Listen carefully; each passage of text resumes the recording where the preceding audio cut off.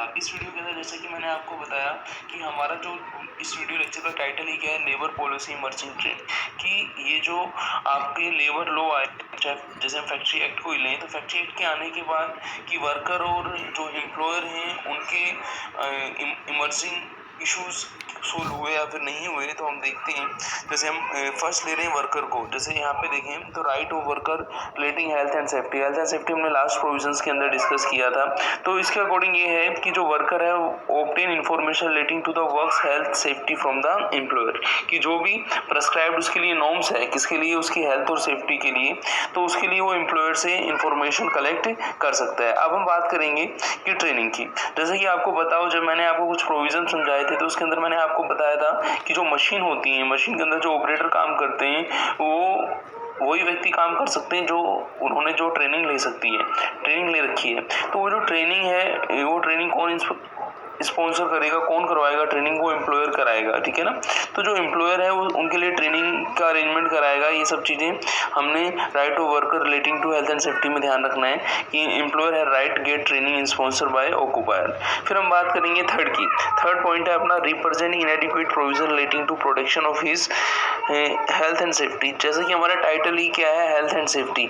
तो जो वर्कर हैं उनको इनएडिक्वेट प्रोविजन यदि कोई लग रहा है तो उसके अगेंस्ट वो प्रोविजन के अगेंस्ट प्रोटेक्शन ले सकते हैं, under health and safety act ले सकते हैं। जो ये जो प्रोविजंस जो लगते हैं इनएडिक्वेट, वो आप पीछे जो हमने प्रोविजन पढ़े थे उसके अंदर आप देख सकते हैं कि एडिक्वेट प्रोविजन है क्या, और यदि उसके रिवर्स एम्प्लॉयर कोई काम कर रहा है तो वो इनएडिक्वेट माना जाएगा।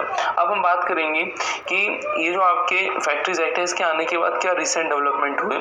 तो जैसा कि आप देखें, फर्स्ट बुलेट आपको बता रहा है सेटलमेंट ऑफ इंडस्ट्रियल डिस्प्यूट। इससे क्या हुआ, इंडस्ट्रियल डिस्प्यूट जो बिटवीन थे ट्रेड यूनियन और आपके एम्प्लॉयर के बीच में थे, वो क्या हुए, धीरे धीरे कम हुए। और दूसरा क्या आपको पता है कि जब किसी भी एक्ट के अंदर स्टेट गवर्नमेंट का इन्वॉल्वमेंट होता है तो कहीं ना कहीं जो एम्प्लॉयर है वो अपनी ड्यूटीज को प्रेस्क्राइब करेगा जो अंडर उसके एक्ट हैं। फिर हम बात करें code of discipline in the industry. Code of discipline in the industry का मतलब ये हुआ कि एक कोड ऑफ डिसिप्लिन एस्टेब्लिश हुआ इंडस्ट्री के अंदर, जिसको सभी इंडस्ट्रियलिस्ट ने फॉलो किया, चाहे वो पर्सपेक्टिव हो आपका स्टेट गवर्नमेंट के थ्रू, चाहे सेंट्रल गवर्नमेंट के थ्रू हो, तो एक कोड ऑफ कंडक्ट डिसाइड हुआ।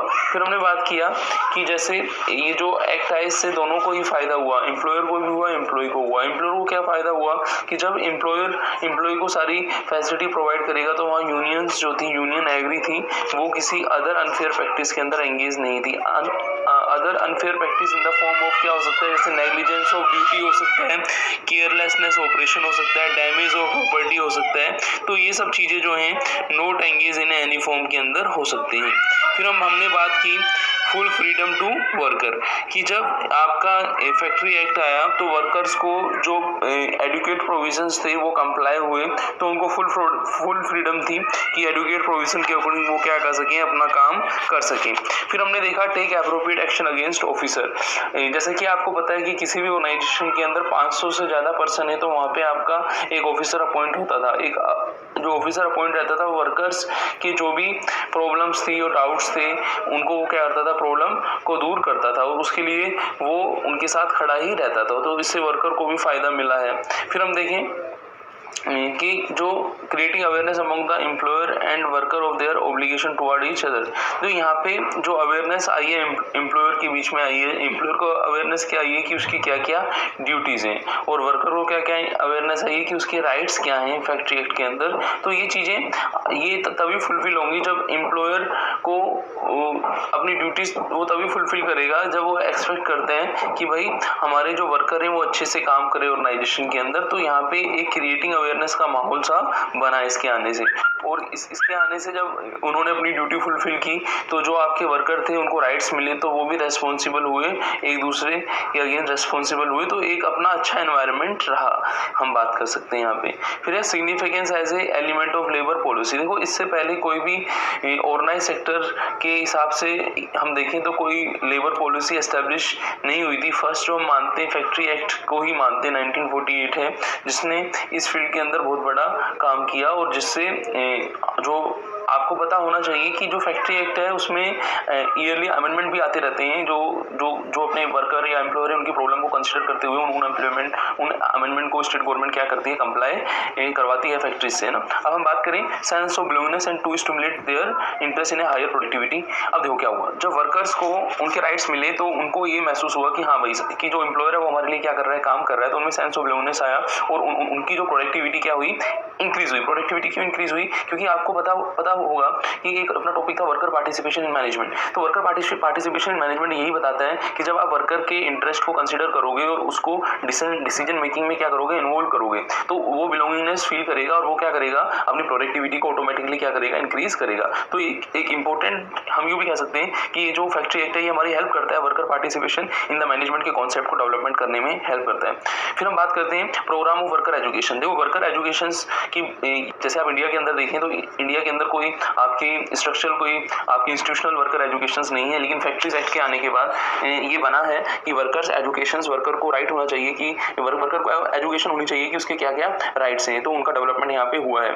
फिर हमने जैसा कि शुरुआत ही हमने की थी इस लेक्चर के अंदर कि जो लेबर्स लोग के अंदर ट्रेंड आया उसके अंदर ये था कि जो आपके पर्सन इन्वॉल्व हैं फैक्ट्री एक्ट के अंदर, चाहे वो इंस्पेक्टर हो, चाहे वो वर्कर हो, चाहे वो एडमिनिस्ट्रेटर हो, चाहे वो गवर्नमेंट्स का कोई ऑफिसर हो, तो उन सबको क्या जो प्रिस्क्राइब्ड जो एक्ट के अंदर इन्फॉर्मेशन है वो पता होनी चाहिए, ताकि वो वर्कर्स को जो रिक्वायर्ड ट्रेनिंग है उसको प्रोवाइड कर सकें, वो हर लेवल पर प्रोवाइड कर सकें।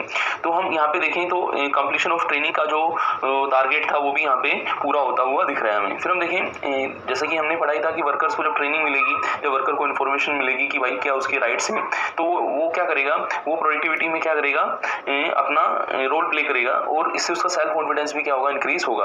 और जब उसका सेल्फ कॉन्फिडेंस इंक्रीज होगा तो वो किसी पर डिपेंड नहीं होगा, वो खुद ही क्या इंडिपेंडेंट हो जाएगा। तो यहाँ पे देखें तो इस फैक्ट्री एक्ट के आने के बाद वर्कर की इंडिपेंडेंसी भी इंक्रीज हुई है। फिर हम देखें जो फैक्ट्री एक्ट है वो रेगुलरली ये फोकस करता है कि फैक्ट्री के अंदर जो वर्कर हैं उनको टाइम टू टाइम जो प्रॉब्लम है उन्हें इन्वेस्टिगेट करता है और उन प्रॉब्लम्स को हायर अथॉरिटी जो हैं उनके सामने रखता है। फिर उन प्रॉब्लम के सोल्यूशन के लिए गवर्नमेंट क्या करती है, जो आपके एग्जिस्टिंग रूल्स रेगुलेशन है उनमें क्या करती है, चेंजेस लाती है। तो कहने का मतलब ये है कि यहाँ कंटिन्यूएशन क्या डेवलपमेंट हो रहा है ईयर बाय ईयर। तो एक हम इंडिया के पर्सपेक्टिव से देखें तो इंडिया के अंदर जो मोस्ट ऑफ पॉपुलेशन है वो आपके एग्रीकल्चर के बाद इसमें आती है, इंडस्ट्री सेक्टर के अंदर जो वर्कर है वही आते हैं। और मोस्ट ऑफ पॉपुलेशन जब एक फैक्ट्री एक्ट के अंदर कवर होगी तो उनको हेल्थ एंड सेफ्टी के रिगार्डिंग सारे राइट्स मिलेंगे और उनका ओवरऑल डेवलपमेंट भी होगा। तो इस वीडियो लेक्चर के अंदर हमने यही पढ़ा कि जो लेबर पॉलिसी है उसके इमर्जिंग ट्रेंड्स क्या क्या हैं। इमर्जिंग ट्रेंड्स का मतलब ये हुआ कि डे बाय डे जो लेबर पॉलिसीज के अंदर हैं क्या चेंजेस आए हैं और वो जो चेंजेस आए हैं उनका इफेक्ट वर्कर की परफॉर्मेंस पर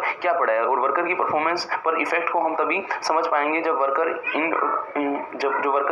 वर्कर के लिए जो ऑर्गेनाइजेशन है इन्हें क्या करें, जो एम्प्लॉयर है इन पॉलिसीज को क्या करें, कंप्लाई करें। इंडिया के अंदर ये चीज़ कहना बहुत मुश्किल होगा कि सारे ऑर्गेनाइजेशन ही आपकी जो लेबर पॉलिसीज हैं उनको फॉलो करते हैं। सम ऑफ ऑर्गेनाइजेशंस क्या करते हैं, फॉलो तो करते हैं लेकिन वो लंबे टाइम तक उसको फॉलो नहीं करते, तो उसका प्रॉपर कंप्लायंस, प्रॉपर चेकिंग भी होनी चाहिए।